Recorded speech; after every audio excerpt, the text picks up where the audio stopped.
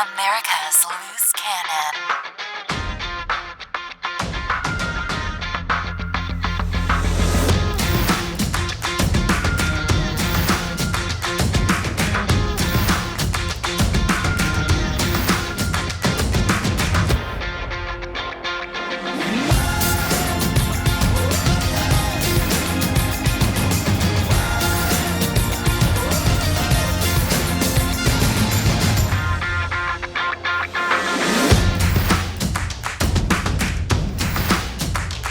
Hey gang, welcome to the Talk Radio program. Glad you guys are with us. We are here on Wednesday, the day after the debate, otherwise known as Messy Desk Day. Glad you guys are with us. I wanted to let you guys know we are hailing from the great state of Florida. The place, as Steve Deace would put it, does not have any of their own convictions, morals, or values. We are just codependent on DeSantis for his. Glad you're with us. Today, we're going to talk about who won the debate. I'm going to tell you exactly who won. As we jump into this, I've got to define a few things. But before we get there, I want to start with the fact that today is 9/11. When I was a kid, my dad would constantly talk to me about stuff that would irritate me having to do with wars, because my dad was a Marine. We can't say was, you got to say is unless they die. He is a Marine, and he would constantly talk about wars and World War II, but most especially Pearl Harbor. And when I was a kid, I was like, oh, I don't need to know any of that. I'm 14, I'm 15, I'm 16, I don't care. And now I find myself with my kid last night for the very first time as he sat here on the couch with me. We started talking about various things, and it dawned on me, tomorrow's 9/11. What am I going to say to this kid? And while I was doing that, his mom got on the phone with him and she started talking about it, and he can repeat some of the stuff. And he sounded a little bit like me.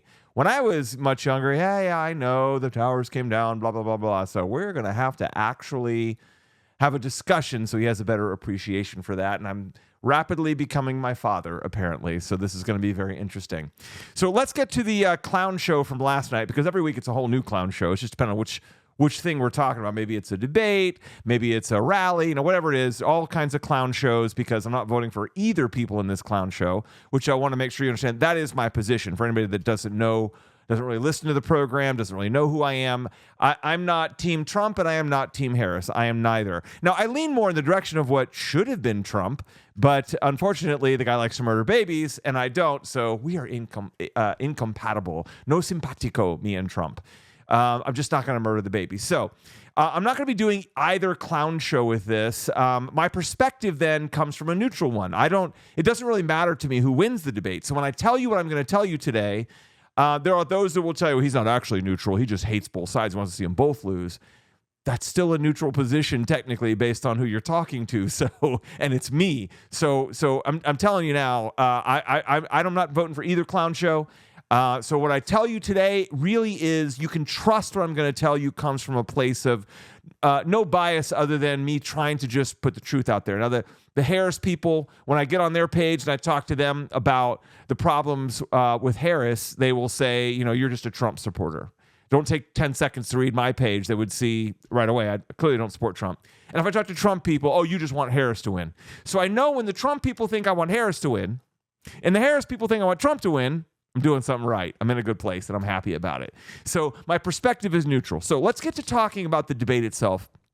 The opening was incredibly awkward. You see where she walked out across the stage and she goes to shake his hand, and you could tell she's the beta in the room. She doesn't know exactly what to do, and Trump's the alpha. And she walks across the stage to shake his hand, and she actually does the introduction like he has no idea who she is. Like this is the very first time he's ever met this woman, seen this woman, otherwise talked to this woman, or even heard of her. She goes across and she's like, "Hi, Kamala Harris. You may have heard of me," or something along those.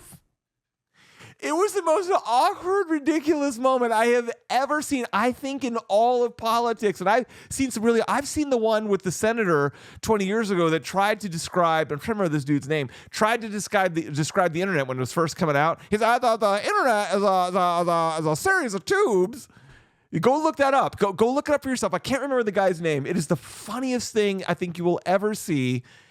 When it comes to politicians, the funniest. And I think it held the title for most awkward. I'm sure I'm missing some throughout history, but it definitely has lost that title last night with her walking across the stage to Donald Trump saying, "Kamala Harris."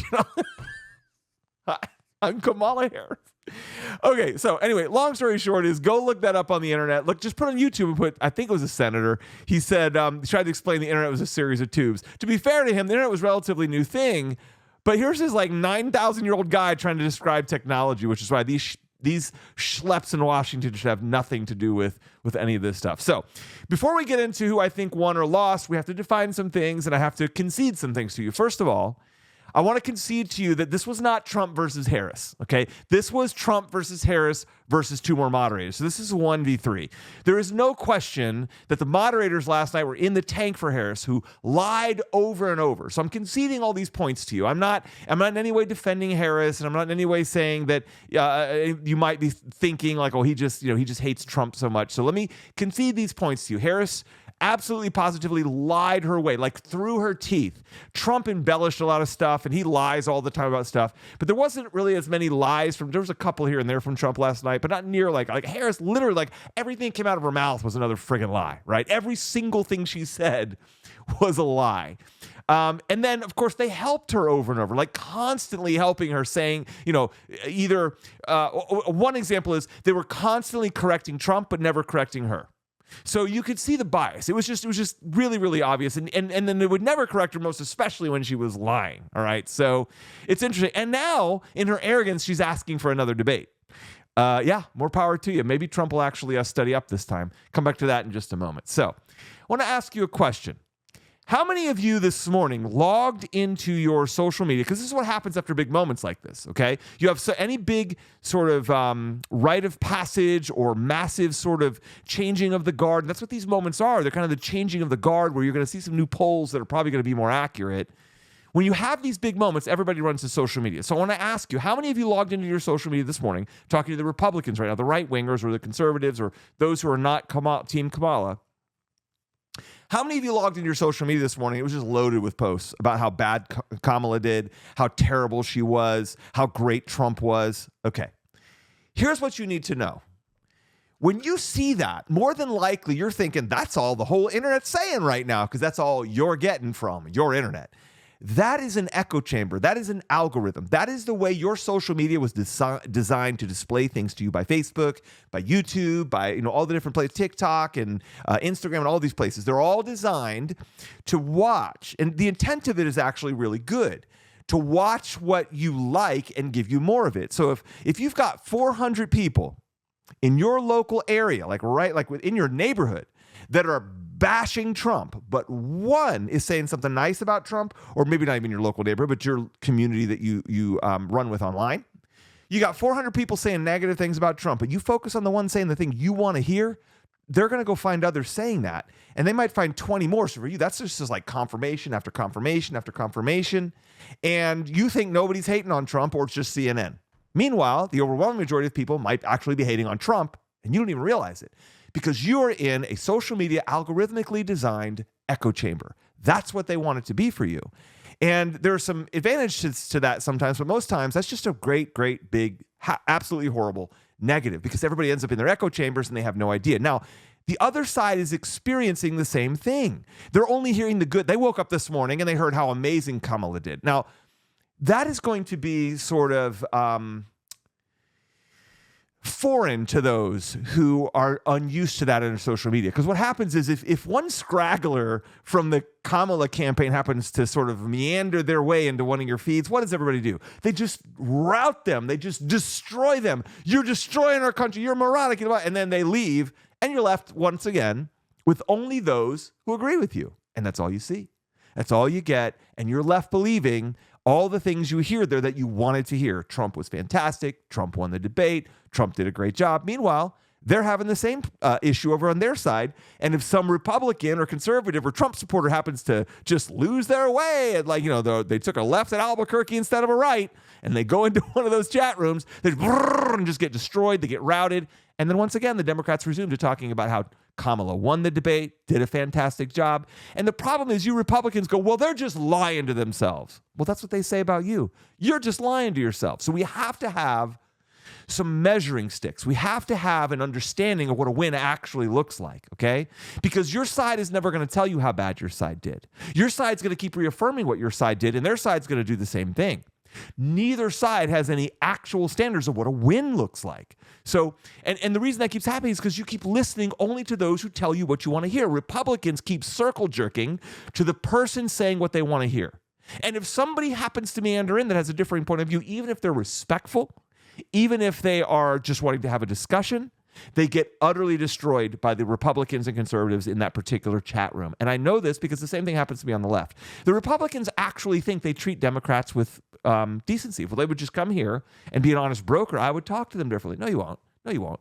Because Republicans do it to me too. I get into a chat room where I disagree, and I think that, and I'm not being disagreeable. I'm literally talking with just as much as I can, a modicum of decency and trying to do everything I could to do things right, and I get destroyed in the room as a Harris supporter. Well, you said negative thing. You just don't want to hear it, man. You just don't want to hear when Trump gets this stuff wrong, and they don't want to hear when Kamala gets her stuff. Nobody wants to hear when their side gets stuff wrong, and you destroy those who try to tell you otherwise. And Facebook just feeds you more and more and more of it, and you end up with this algorithmic confirmation bias, where constantly a computer keeps feeding you what you want to hear, garbage in, garbage out, garbage in, garbage out, and you're basically puking into each other's mouth garbage that's basically waste. You puke into the other person's ears, it goes to their brain, they puke it out their mouth, goes into your ears, and just keeps circle jerking like that all the way through the whole thing. So when you're done with it, all you're left with is this confirmation biasgasm, where you just got off on, oh, thank God, I was really worried there might have been a problem, but now that I've talked to 30 people that completely agree with me and love Trump and would never say a negative thing, now I can go on with my day and start thinking normal things and be cool. And just, whoo, I was worried Trump might have lost. I was worried Kamala might have lost, but now that I talked to 30 people, I'm good. So left walks away with the same thing. We won. Trump sucked last night. And the right walk away with, we won. Harris sucked last night. And this is why you can't figure out who actually won, because you're not hearing the other side's arguments, and you're not actually looking at the debate from a neutral perspective to figure out who actually took that thing home last night. Excuse me. Braces, so I constantly get tripped up. All right, so because you're not looking at the other side, neither side has any idea what the other side is saying, you don't have enough data to figure this out. Now, I say that, but the truth is, you kind of do, because you saw the debate. What's interesting about that is you're doing during the debate what you do the next morning on social media, okay? During the debate, when Trump's mouth is open, so is yours, and you're just eating it up. Oh, yeah. And when Kamala's talking, you're like, no. And you're like, no, you're wrong. You're going to destroy the conscience on anything you have to say. But what you're not doing is evaluating whether what she's saying is working. That's the problem. And you think, I hear so many Republicans say, well, it can't be working. She's lying. It can't be working. She's destroying the country. Have you seen the economy? This one over and over and over. Let me tell you something. The economy stupid argument is gone. It doesn't work anymore. If it's the economy stupid actually worked, Republicans would have won in 2022. The economy today is measurably better than it was in 2022. I want to be very clear about this. Do I think the economy is good today? Of course not. It's in a garbage state compared to where Trump left it. Now, if that doesn't show you that I can be neutral and compliment the good stuff for Trump when he does something right, then nothing's going to show you. You're just going to think I hate Trump. But the economy was measurably, massively, significantly better when Trump left office than it is today. However, it was worse in 2022 than it is today. And every single election cycle, you hear the same people make the same stupid arguments, and their carpet's being ripped out right from underneath them when they say the economy stupid is the most important thing. If the economy stupid was the most important thing, then the worst economy we've had in decades, which was 2022, would have caused that election to go to the Republicans. It didn't work. Matter of fact, though the Republicans, what they did win was the same amount of incumbents over and over and over getting in office. It was the largest reelection of incumbents, I think, in American history. We didn't really gain much ground. And I say we very loosely because I'm not a Republican. We didn't really gain any ground there. Matter of fact, we just a narrow win in the House. We got nothing in the Senate, and nothing was stopped. Nothing was stopped of the Democrats' agenda. Why? So if it's true that the economy was going to solve the problem, it would have in 2022, when it's much worse than this year. So with the economy, you can make the argument It's a deceptive one, admittedly, but you could make the argument the economy is on the rise. It's getting better. And they are making that argument, and it's working with their base. And that's the problem with you Republicans is you're not looking at what's working. You're just looking at what you think is stupid. Oh, that's stupid what she said. No one's going to listen to that. Well, that's stupid. No, these lies that you're so pissed about, these lies that she keeps telling that you're like, well, that was an obvious lie, and I don't believe that. The other side believes them. They don't think they're lies. They get in their little circle jerk groups on Facebook and they're like, did you see that thing? I know. I heard that before and now Kamala's confirmed it for me. And if your response to that is, well, then they're just a bunch of idiots, you need to just disconnect from the entire political system and go eat some cornflakes somewhere in a field and be by yourself because you're not going to help the situation. You're going to hurt it. The issue now is you don't understand what TDS is, okay? You have been told that what TDS is Trump derangement syndrome. That's not TDS. There is actually no such thing as Trump derangement syndrome. Trump is just now the placeholder for TDS. TDS is tribe derangement syndrome. The best example I can give you of tribe derangement syndrome happened with Kamala Harris. Kamala Harris. I always say it wrong. I'm trying to care. I don't. So the best example happened with Kamala Harris. This is a woman who we as a country, if you take the collective group of people who have never run for an office, have the same amount of votes for us to be president as her. She got nothing she was routed in the primaries and gone very early. Why? Because nobody likes her, nobody wants her, and now clips are starting to surface everywhere of her with all kinds of negative, even CNN's playing them now. It's crazy about all her radical positions and how stupid she is and how terrible of a leader she is. All this stuff from 2 years ago when she ran, or years ago when she ran in the primaries, all that stuff's starting to surface now. Yet, she's polling at almost 50%. Why? Because of TDS, tribe derangement syndrome.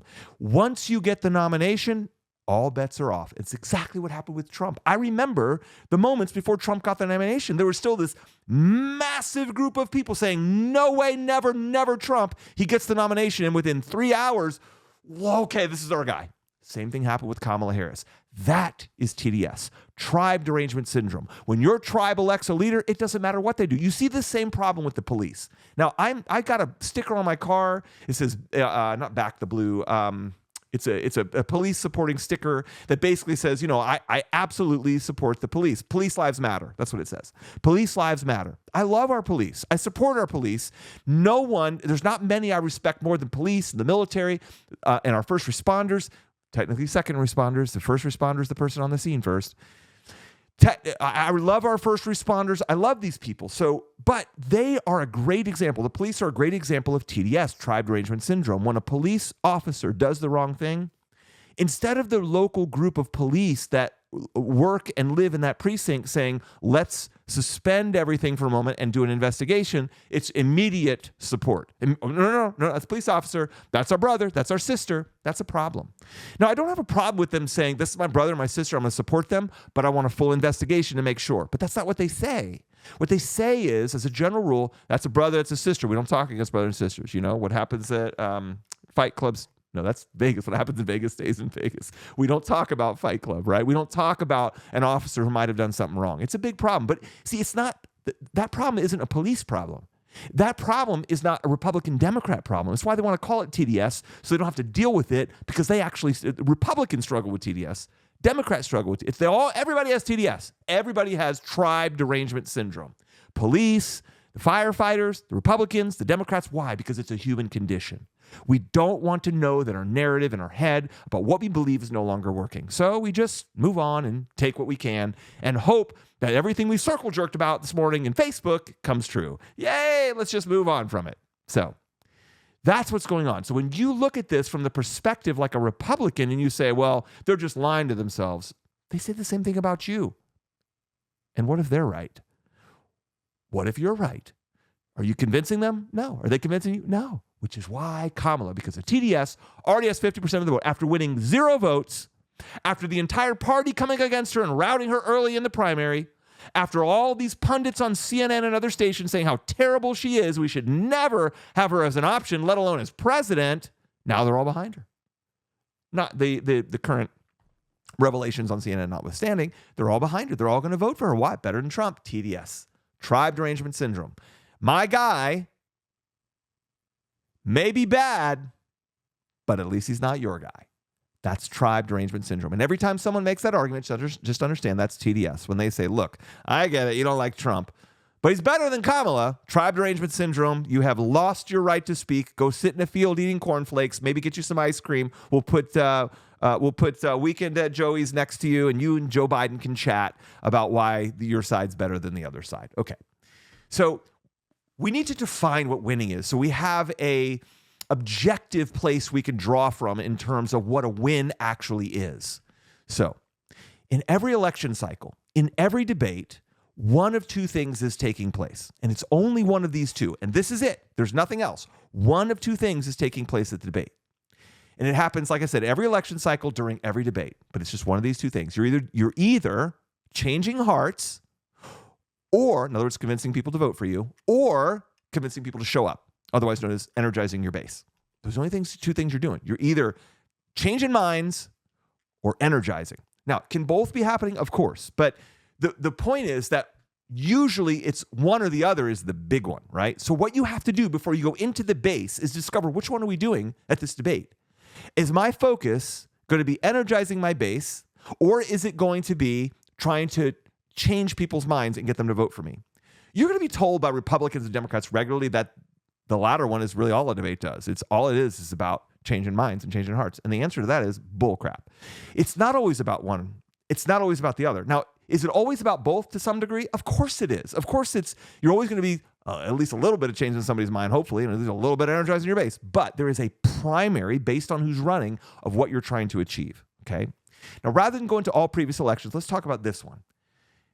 Donald Trump and Kamala Harris are known quantities, right? There's not a soul in America you can go to that doesn't know who Kamala Harris is or who Donald Trump is. Now, with that said, you have to understand that when I say things like that, blanket, do I understand there's exceptions to the rules and I can walk down the street and find one person that doesn't know who Kamala is? Yes. If you're trying to find those sort of loopholes in my arguments, you're wasting your time. I understand that. But as a general rule, the voting public and people that are paying attention, there's not one person that's going, oh, who's that? They know it, and that's who they're voting for because of TDS. And that's the specific thing in this election. These are known quantities.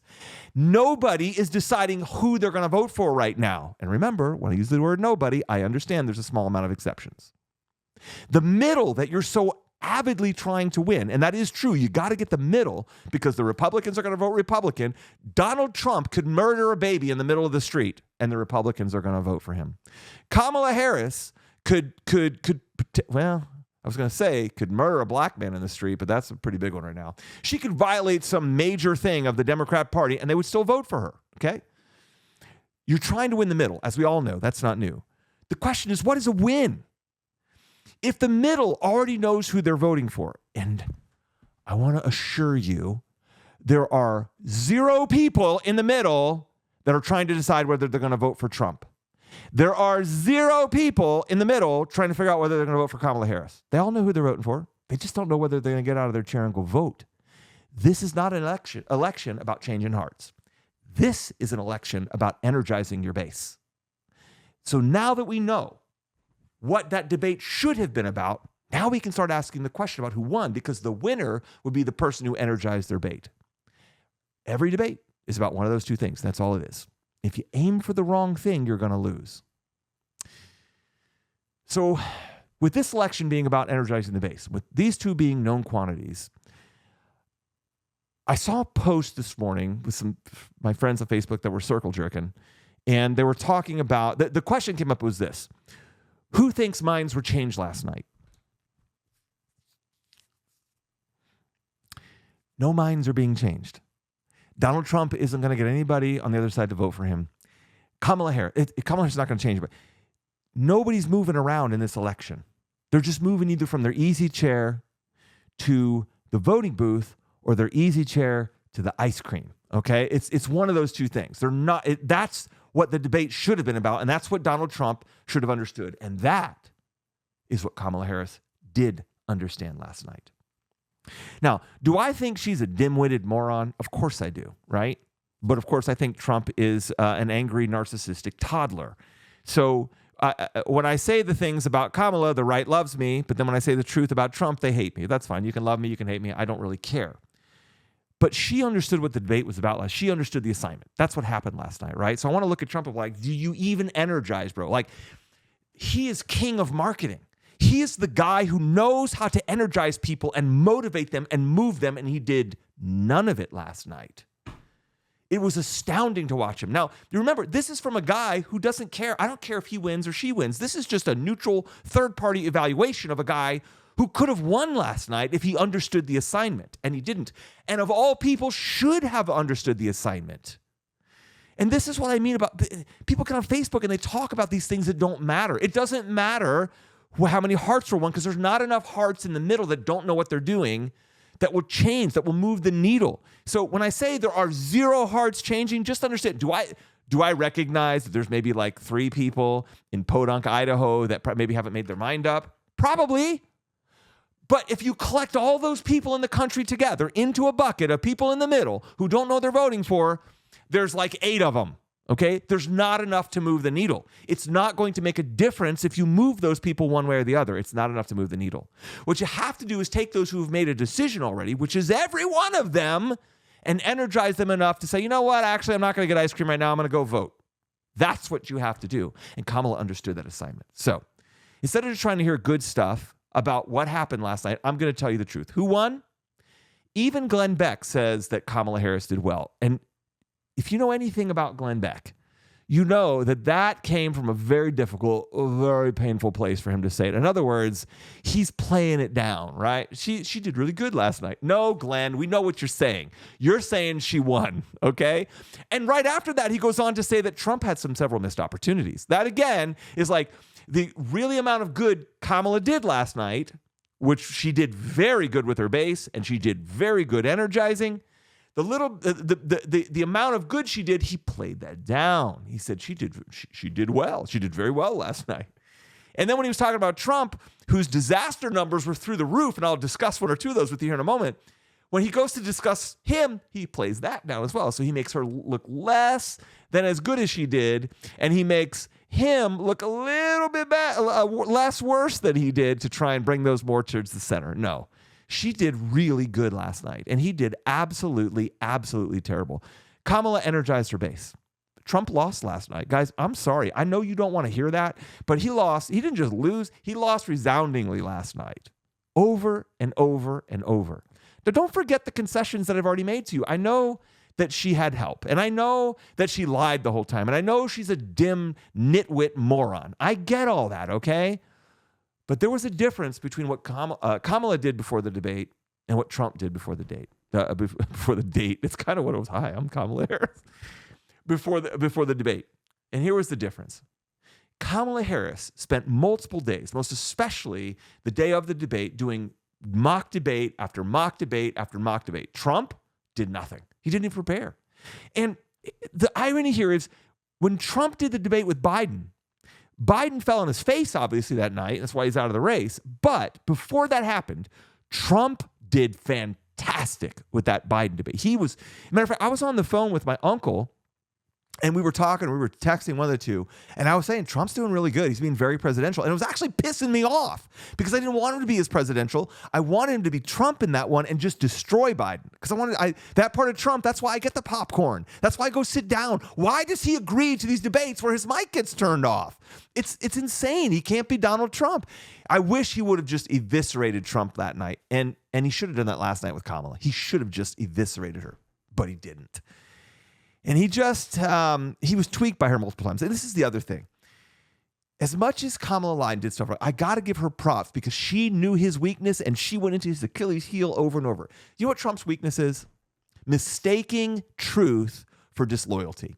When someone goes up to him and says, listen, I know you don't want to hear this, but that was really bad what you did. What you said, just it wasn't appropriate, or this wasn't a good policy or whatever else.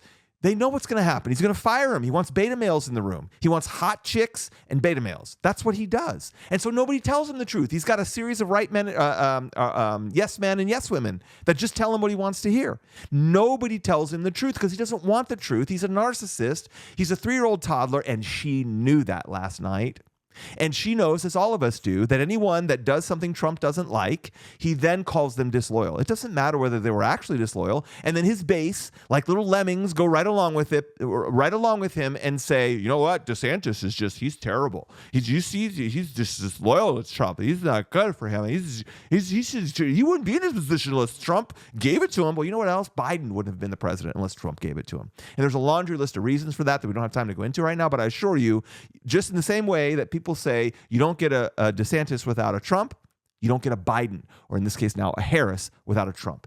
He caused both the ascension of probably the most important political figure for the right in the last 50 years to happen, but he also caused the rise of the Fourth Reich at this point in the Democratic Party. He caused both of those things to happen because he's a flip-flopper and he can't figure out his position on anything, because his position is, okay, well, which one wins? Which one gets me the election? Because there are no morals or values in Donald Trump. So Trump did no mock debates. He did he did no preparation. He showed up and he came there with nothing good and still that Achilles heel intact. So what happened? Kamala Harris went after the Achilles heel. One example I can give you is this Project 2025 thing. Project 2025, I'm not going to sit here and explain it to you. Go look it up for yourself. Is one of the most important initiatives that have been developed on the right in decades. And it is the right thing for America, and it should be. Now, Trump had nothing to do with that. And when it was introduced without his permission, wrongly attached to him by those who had introduced it and created it. And he distanced himself from it immediately when he saw the reaction of the left. And what's interesting, Trump didn't wait for your reaction on 2025, because your reaction pretty quick as well, and not as quick as the left. The left immediately cried bloody murder and screamed down and went and yelled in front of trees in a forest about it.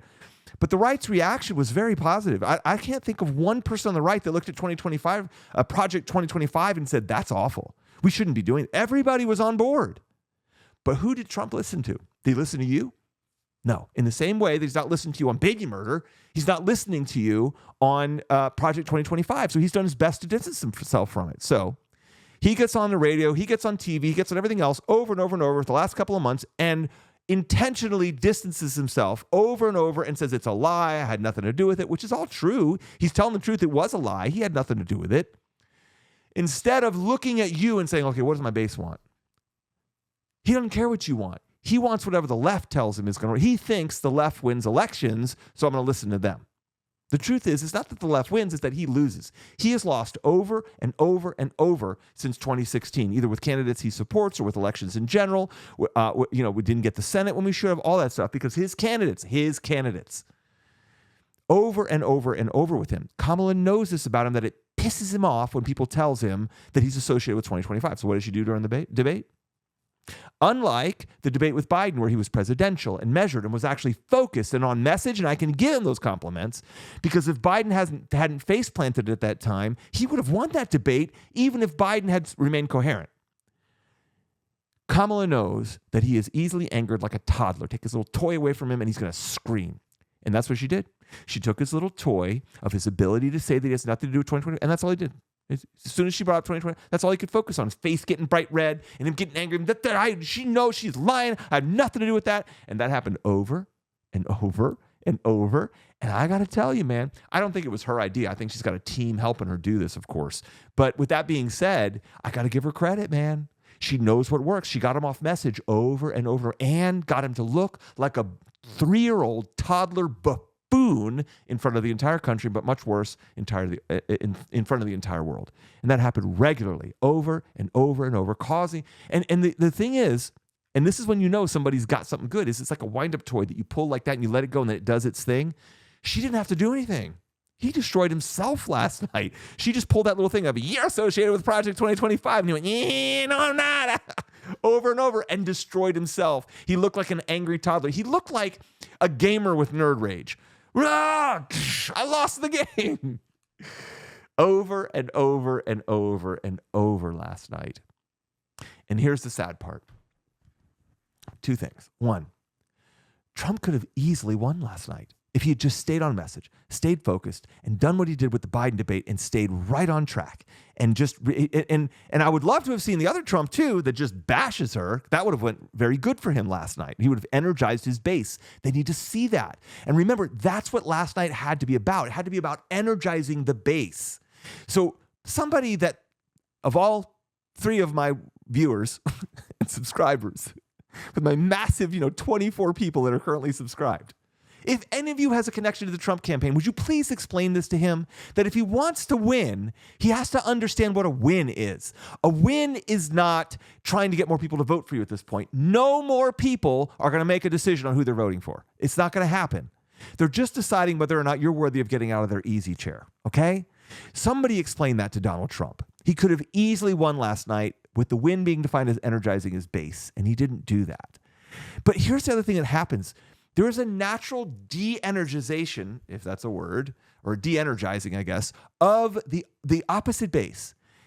There's a unique phenomena that happens, that it's virtually impossible for you to energize your base massively while the other side does the same thing. It's almost a requirement. It's like you've got to draw the energy from the other side to energize yours, so there's nothing left. So they naturally de-energize while you energize. You see what I'm saying?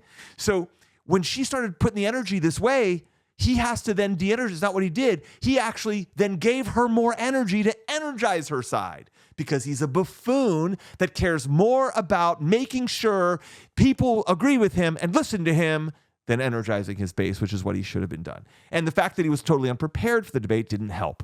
It's easy. It's easy to get under Donald Trump's skin, and that's what she did. It's easy to get him off track and off message, because he's a baby that takes dissent for disagreement as disloyalty. He could have won last night, and that was the first very tragic thing. The second very tragic thing is this. Had he destroyed her last night, and he could have, that would have been it. It would have been over. He wouldn't have to debate her again. You know why she's calling for another debate? Do you know what? Who calls for debates, right? One or two people, either those that lost resoundingly or those that win resoundingly. Those are the two people. Anybody that does a really good job, that feels like they came out on top, but has so much momentum they don't need any more debates, are going to say, we need to debate again, right? They're going to go back to the table because they want more. But people who either win resounding or lose resoundingly will tell you, I don't need to debate again. But those who ask for a debate are ones who feel like they're on a really good trek or really feel like they need to go back. So you can decide for yourself whether you think Kamala fits into that trek of that she did so bad she needs to go again, or if Trump fits that, because only one of those two fits that. And if your measurement stick is Trump won hearts last night, then you're right, he won. Not that happened, but because you're so far off track, it doesn't matter what you say after that, you're right, okay? Because it's all wrong. But if your measuring stick is who energized the base, you know Kamala won. You know somewhere deep inside of you she won that. And that's why she's asking for another go. But had he just destroyed her last night and taken her out, and he could have, this election would be over. You can win an entire election just as Trump did in the last one with one debate. It's what happened with Romney and Obama. You can have one debate that goes south and the whole election goes your way. Quick side note before we get out of here. Did you see the other day Trump told you how to get to heaven? For all of those out there who think Trump is a Christian, and I understand that there's this cadre within that cadre who shouldn't judge. You can't say whether somebody's a Christian or not. I can't judge somebody's soul whether they're going to hell or not, but we have the measurement in Scripture, the basics, the basis, and the basics for whether somebody's truly a Christian. I want to dispel this idea Donald Trump is a Christian, okay? He's not a Christian. He's certainly not a follower of Christ. Now, does he constantly talk about Jesus? Yes, but guess who else does? The devil. Now, I'm not saying Trump is the devil. I'm just saying just because you talk about Jesus doesn't mean you're a Christian. He's not a Christian.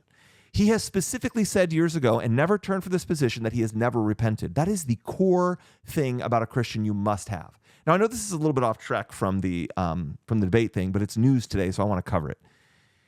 That is the core of Christianity. If you don't repent of your sin and confess Jesus as your Savior, you are not a Christian. That's not a judgment. That's Bible.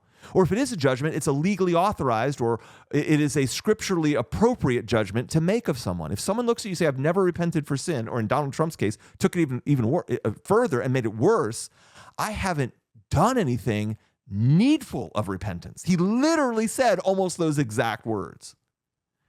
You're not a Christian. You can't be. It's not possible. Which is why these people that think he's just a good man, that's why he talks about religion so generally, which leads us to this point right here. He said on a hot mic the other day, the way to heaven is being good. That's why everybody wants to go to heaven, and the way you get there is being good. That is what the devil wants you to believe, so you won't actually go there. So, in the interest of making sure to correct Donald Trump's error, for anybody that heard that and might be listening and think that that's truth and then end up in hell, I want to tell you the truth. The only way to heaven is through Jesus. There is no other religion. There is no other way. Jesus said, I am the way, I am the truth, I am the life. No man comes to the Father but by me. In every other religion, and I got to give Steve Deace credit for this because he says this and he's right. In every other religion, it's about what you can do for God, i.e. being good. In Christianity, it's the only religion about what God does for you. You can't be good enough. Or if you could, tell me what level of good. Tell me what amount of good you can do to get to heaven. You can't. The Old Testament and the New Testament confirm this. You can't get yourself to heaven. There's not an option here that you can be good enough, or do enough good to get there. There is no way to heaven. None. Even if you're a Jew and it's the Old Testament, even that confirms you can't do it. You can't get there with goodness, because if you could, you wouldn't need the Old Testament. You wouldn't need God. You could just do enough good things and you'll get there. That's a lie from the pit of hell, and Donald Trump should not be saying that, especially if he says he's a Christian, which I think he says, but even if he doesn't, everybody else says it about him. So I wanted to correct that and understand you can't be good enough to get to heaven. So along with people going to Donald Trump, to tell him, please understand, you need to energize, don't worry about winning hearts. Please tell him you can't get to heaven on goodness. Someone needs to tell him that. All right, gang. I appreciate you guys. Thanks for stopping by for the Talk Radio program. I don't have a regular schedule yet, so if you do me a favor, if you like what I do and you appreciate what I do, please, this is how you can pay me, okay? Likes, shares, and follows. That's why we always ask for them. It makes a huge difference. So if you please share this video on your timeline, it would mean the world to me. Definitely follow the channel, the Rumble channel. I'm just focusing on Rumble at this point. YouTube, you know the disaster they are when it comes to conservatives. And then share this, like I said, share this on your timeline, put a follow us, and stick a like on this video. I'd really appreciate it. Thanks, guys.